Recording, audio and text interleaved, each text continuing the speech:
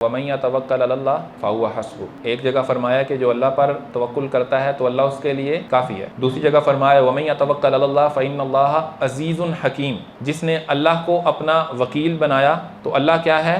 عزیز کہتے ہیں غلبے والا، حکیم کہتے ہیں حکمت والا. تو جب بھی آپ وکیل بناتے ہیں نا کسی کو، تو آپ کہتے ہیں یار وہ بندہ بڑا ذہین ہو، وہ بندہ کیس جیت سکتا ہو، ماہر وکیل ہو. جتنا بڑا ماہر وکیل ہوگا اتنا آپ کو پتا ہوگا آپ جیتیں گے. اللہ نے اپنا تعارف یہ کرایا. دو چیزیں ہیں، اللہ کو وکیل بنائیں گے کام ہو کے رہے گا. یہی آپ کو شورٹی چاہیے ہوتی ہے نا وکیل سے، کام کرا دے ہوئے بندہ ذہین ہوئے. اللہ دونوں چیزیں فرما رہا ہے. ایک اللہ سبحانہ و تعالیٰ جو ہے وہ کام کر کے رہے گا. دوسرا معاملہ یہ ہے فَإِنَّ اللَّهَ عَزِيزٌ حَكِيمٌ، اللہ ہی وہ ذات ہے جو غالب بھی ہے اور جو حکمت والی بھی ہے. تو اللہ کو وکیل بنانا جو ہے اس کا مطلب ہے کہ آپ اللہ جو معاملہ فرمائے گا اس پر آپ راضی ہو جائیں گے.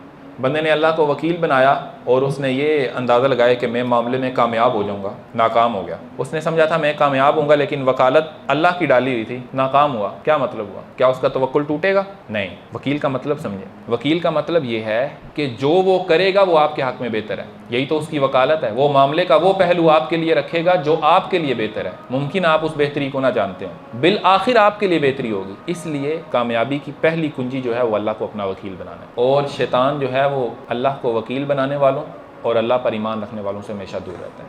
ہفتہ وار لیکچر میں شرکت کے لیے اپنے قریبی برہانیہ کے سینٹر میں تشریف لائیں.